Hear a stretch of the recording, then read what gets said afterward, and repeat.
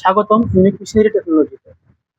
আমরা প্রতিনিয়ত ডেইরি ও কৃষি প্রোডাক্ট নিয়ে ভিডিও করে থাকি। আজকে তার ব্যতিক্রম না। আজকে আমরা কৃষি প্রোডাক্ট এবং গার্ডেন বাগানের একটা প্রোডাক্ট আমরা আপনাদের সামনে আলোচনা করব। খুবই গুরুত্বপূর্ণ স্পেশাল একটি প্রোডাক্ট।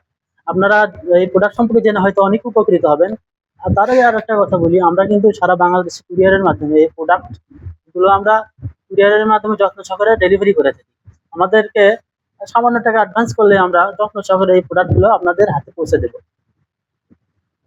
আর আমরা শুধু এই প্রোডাক্টগুলো না, আমরা বিভিন্ন ধরনের কালেকশন সরবরাহ করে থাকি। আমরা আমাদের এই ক্যাটালগ দেখলে বুঝতে পারবেন বিভিন্ন ধরনের ডেইরি প্রোডাক্ট এবং কৃষি প্রোডাক্ট আছে। আপনারা চাইলে এখান থেকে আমাদের থেকে অর্ডার করে নিতে পারেন। এখন আমরা কথা বলবো আজকের স্পেশাল যে প্রোডাক্ট আছে, যেটা নিয়ে আমরা ভিডিও তৈরি করতেছি। আমাদের যে ভিডিওর মূল বিষয় সেটি হলো চায়না স্প্রে মেশিন 3 লিটার। এই মেশিনগুলো খুবই ভালো মানের। সাধারণত এই মেশিন আপনারা কেন ব্যবহার করবেন, আপনারা আমাদেরকে প্রশ্ন করতেই পারেন যে এই মেশিন আমরা কি কাজে ব্যবহার করব। এই মেশিনের অনেক গুরুত্বপূর্ণ কাজ আছে, যেমন আপনারা ডেইরি ফার্মে ব্যবহার করতে পারেন, অনেকে ছাদ বাগানে ব্যবহার করতে পারেন, অনেকে বাসা বাড়িতে ব্যবহার করতে পারেন, অনেকে দোকানে ব্যবহার করতে পারেন। কি ব্যবহার করবেন, এগুলো যেগুলো স্প্রে মেশিন, এগুলা আমার হাতে একটি দেখতে পাচ্ছি স্প্রে মেশিন। এগুলো আপনারা ছাদ বাগানে কীটনাশক স্প্রে করতে পারেন, বা এমনিতে পানি স্প্রে করতে পারেন। আবার আপনারা ডেইরি ফার্মে, গরুর ফার্মে, পোলট্রি ফার্মে, গরুর ফার্মে আপনারা বিশেষ করে গরুর ফার্মে এগুলা কীটনাশক মিশিয়ে কীটনাশক ইউজ করতে পারেন। গরুর ফ্লোরে ইউজ করতে পারেন, ফ্লোরে জীবাণুনাশক স্প্রে করতে পারেন, বা গরুর গায়ে মশামাছির কীটনাশক পাওয়া ইতিমধ্যে অনেকেই ব্যবহার করেন, আপনারা সেটাও করতে পারেন।